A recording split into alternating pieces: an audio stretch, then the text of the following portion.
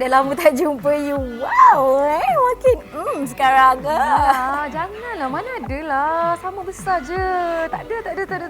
You dah kenapa nak malu-malu dengan I? Benda ni dah jadi biasa tau antara kita-kita. Hari ni kan sebenarnya Fifi, I sangat teruja. Sebab dalam set kita hari ni, kita bukan saja berdua.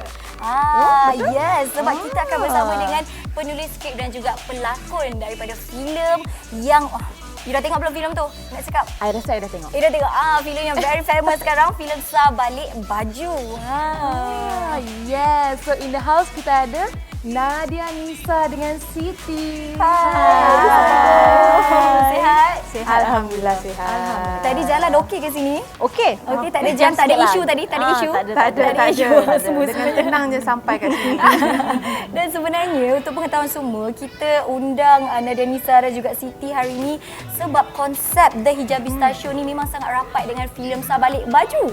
Kalau Fifi dah tengok kan, filem Sabalik Baju dah memang mengutarakan isu-isu kewanitaan. Macam dulu episod 1 kita dah discuss tentang isu bernikah, ada isu friends with benefit, ada isu bila kita sembang, kita sulap dengan carutan dan macam-macam lah.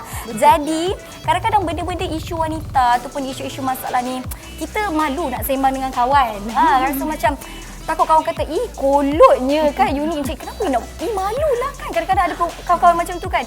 Jadi kita nak tanyalah pendapat mereka hari ni. Adakah benda tu adalah suatu yang patut kita biasakan atau patut kita malu sebenarnya? Betul tu Sheila. Pandangan masyarakat Malaysia tentang wanita. Sama ada wanita ni selamat ke? Kadang-kadang kalau kita pakai ketat sikit kan, bila kita keluar kita rasa macam kan orang tengok orang besar aku pula. Jadi adakah wanita selamat dekat luar sana? Sebenarnya dia bergantung kepada orang kata pandangan ataupun orang kata pandangan individu tu sendiri. Sebab pandangan ni dia ada dua tau. Sama ada dia pandangan fizikal ataupun dia pandangan fikiran. Jadi kita ni memang susah nak agak apa yang orang fikir pasal kita. Kadang-kadang kita rasa macam kita dah buat yang terbaik, tapi still lagi orang fikir macam tak boleh ni, ada kekurangan dia.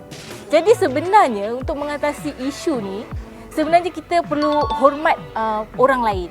Kita perlu hormat pilihan orang lain. Kalau nak jawab soalan tu, sebenarnya dia bergantung kepada individu lah. Kita memang susah, tapi kita sebagai wanita kita cuba buat yang terbaik dan kita cuba menjagalah supaya tidak ada, sebab kalau nak puas kata orang ni memang susah. Betul, setuju. Kan? Jadi yang penting ni knowledge lah kan. Dan penting tu hormat. Kita perlu hormat orang. Okey, macam kalau kita tengoklah dekat social media sekarang memang hangat tentang isu sexual harassment kan. Ramai juga selebriti, walaupun selebriti lelaki kan, bercakap tentang isu ni. Jadi kita nak tanyalah dekat Nadia Nisa sendiri, apa cara yang terbaik untuk kita nak bercakap tentang isu macam ni ataupun cara untuk kita martabatkan balik kaum wanita ni? I think untuk martabatkan balik kita kena be together. Wanita dan wanita harus bergandingan menyuarakan tentang perkara ini dan tidak berdiam sahaja. Dan juga kita harap sangat lelaki pun juga boleh jadi ally kepada kita, supaya dia boleh cakap on behalf of kita apabila dia juga terdengar orang lelaki lain bercakap tentang kita wanita. Tentang apa yang terjadi, isu itu adalah etika bekerja tu tidak dititik beratkan ketika itu dan tidak sepatutnya disembang kemudian hari tentang apa yang terjadi pada ketika itu. Kerana pada ketika kita melakonkan sesuatu watak, kita meletakkan kepercayaan kita kepada pasangan yang kita lakonkan tu. And also surrounding kita, kru-kru, pengarah yang mengarahkan kita dan juga penerbit yang membawakan cerita tu. Kita put trust on everybody. So dalam satu karya, dalam satu produksi, it's a teamwork kan, betul kan? So dia bukan salah seorang yang salah. Kalau dia berbuat demikian dan tidak sepatutnya berbuat demikian, bukan salah dia seorang, salah everybody. Who allows him to say something like that? Who allows him to do something like that? And who allows him to be on the set? Kalau dia sendiri tidak bersedia untuk melakukan adegan itu. Jadi apabila dibangkitkan isu ini, dia memang membuka mata kita semua untuk check back to one another. So until now, apabila benda tu berlaku, dia buatkan saya sebagai pelakon wanita ni setiap kali saya nak berlakonkan tu macam you nak buat apa dulu? Okay, macam mana? Macam tu. Kita kena plan balik. So bila ada discussion itu berlaku dan ada kehadiran mungkin pengarah atau assistant director yang ada dekat situ kan, yang tengok kita semua, so kita dah ada consent untuk buat adegan itu. Soal lelaki, kadang-kadang diorang mempermainkan tentang isu tubuh badan wanita. Dah jadi macam bahan gurauan, bahan jenaka. Kita mestilah rasa tak selesa kan, Kila kan? Jadi apa pendapat Siti tentang hal ni? Tapi sebelum tu, kita tengok dulu sedikit teaser Mi So Cantik. Jom.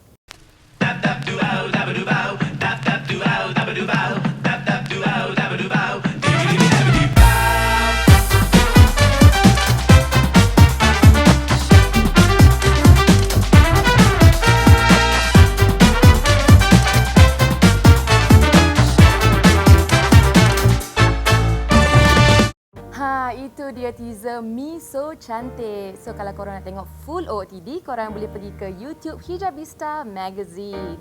Okey, kita nak back to the topic lah macam tadi yang Fifi tanyakan Siti. So apa pendapat Siti tentang lelaki yang memainkan tentang tubuh badan wanita ni? Okay, so kalau tanya Siti kan, social media ni adalah satu benda yang kita boleh kawal.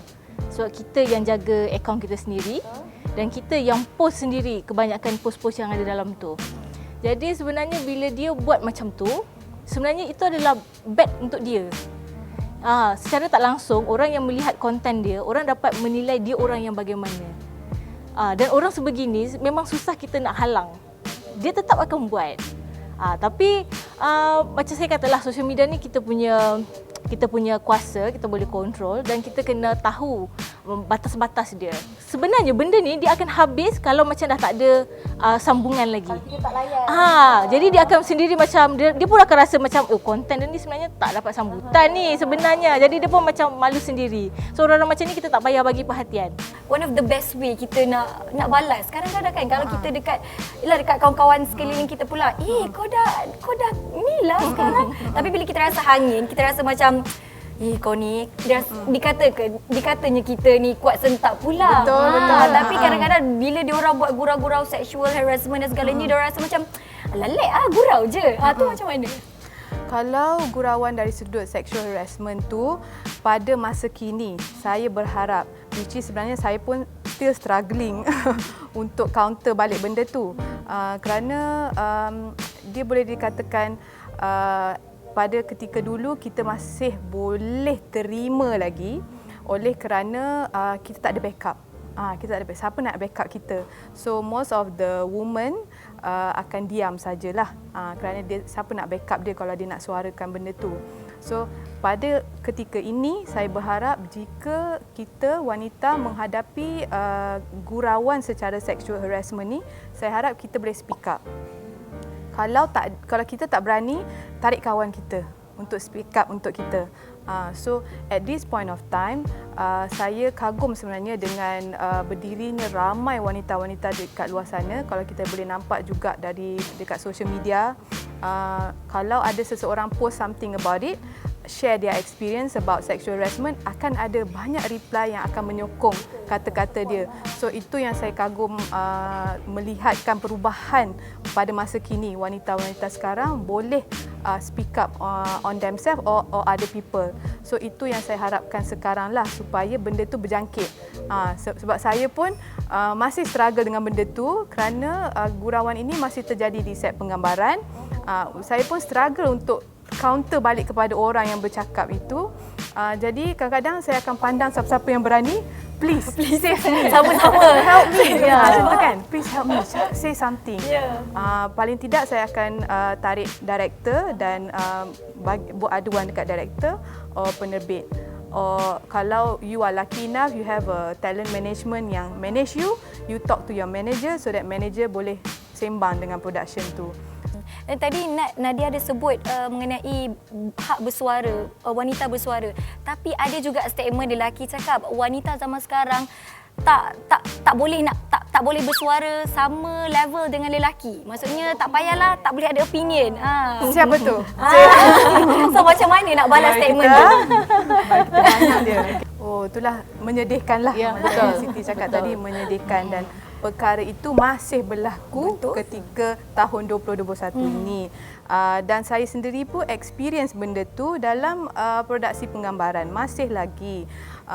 Itulah saya rasa bersyukur apabila ada produksi macam Sabalik Baju yang memberi peluang kepada wanita untuk menceritakan tentang kisah wanita, ditulis oleh wanita, diarahkan oleh wanita, diterbitkan oleh wanita. Jadi itulah platform yang ya Allah, Masya Allah, yang kita sangat hargai. Finally, yes. Because it's true, purely from our heart. Kalaupun lelaki itu tutup mulut kita untuk bersuara, tapi kita ada platform lain untuk berkarya dan menceritakan tentang kisah-kisah wanita ini. So, saya harap selepas ini akan ada lebih banyak lagi. Harap Siti pun akan tulis lebih banyak lagi. Kita pun nantikan lagi wanita. Walaupun kita ditindas di alam nyata, macam tu kan, tapi kita ada platform untuk kita bersuara, show our creative juice ni, kita cerita dalam apa-apa platform sekalipun boleh. Kila daripada tadi memang I nak sangat tanya pendapat soalan itu.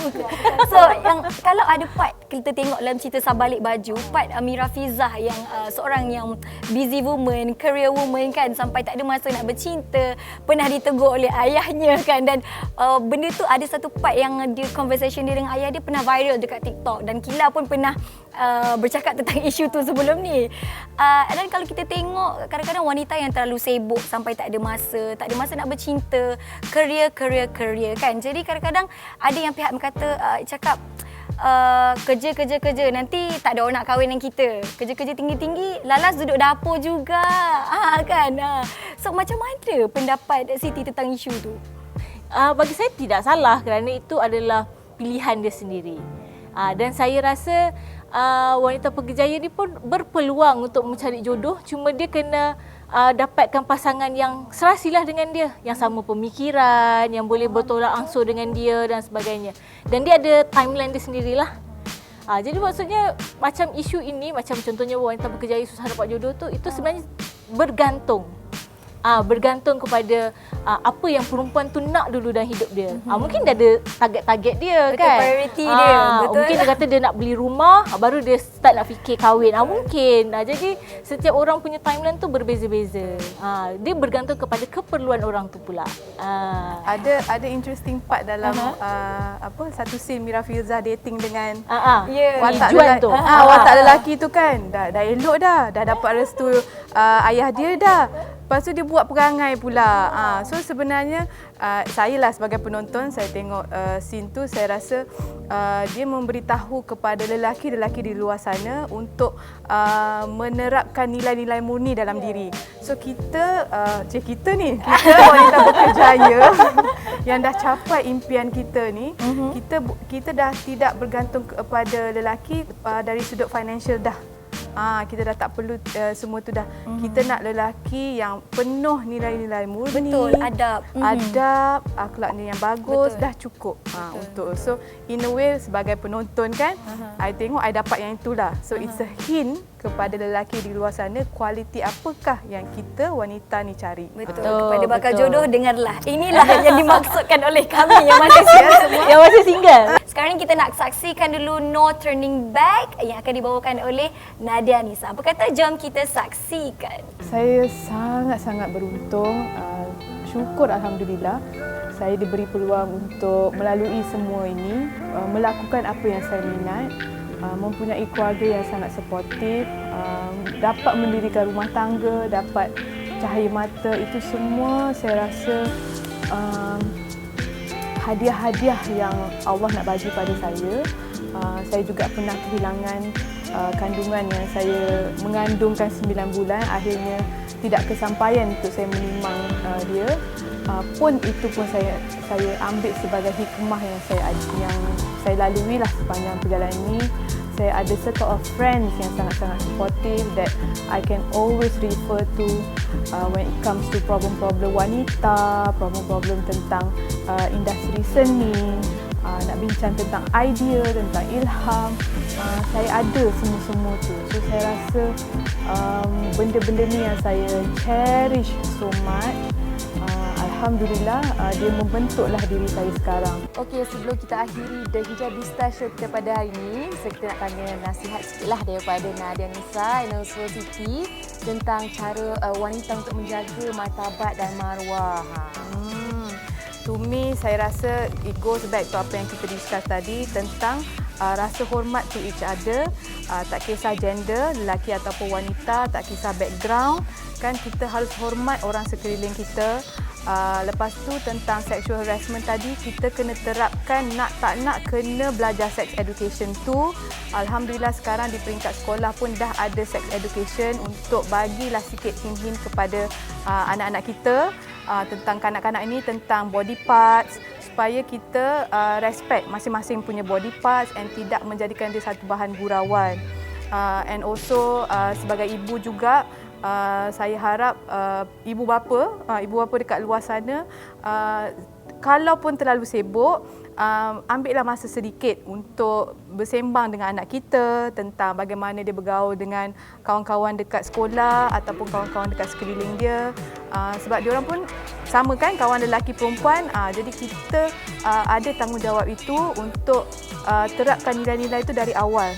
Paling important sekali untuk menjaga martabat wanita ni supaya orang ni, diorang perlu belajar cara menghormati orang. Itu paling important. Sebab bila kita tahu hormat orang, kita tahu kita tak akan cross mana-mana benda yang diorang tak selesa. Faham tak? Dan kita tak ada judgement lah. Sebab kita respect orang tu seadanya. So kepada anda di luar sana, jangan lupa untuk respect orang. Ingat kita semua ni berbeza. Tapi kena sentiasa jaga manners lah. Walaupun serapat mana, walaupun Betul. kita kawan baik ke macam mana pun, kadang-kadang bila kita terasa hati, kita pun manusia biasa. Ya, Kita ya, ada hati betul. dan perasaan Tegur juga. lah, janganlah sentak. Tegur cara baik. Alright, nampaknya kita dah pun di akhir rancangan The Hijabista Show. Terima kasih Nadia Nisa, terima kasih Siti. Terima kasih. Sudi berkongsi bersama kami. Terima kasih kerana menghasilkan karya yang sangat orang kata memberi inspirasi kepada wanita-wanita di luar sana. Alright, insyaAllah kita jumpa lagi di lain hari. Kepada anda semua, jangan lupa untuk like, subscribe dan share kepada ramai lagi orang di luar sana. Nanti kita jumpa lagi di lain hari. Bye. Assalamualaikum.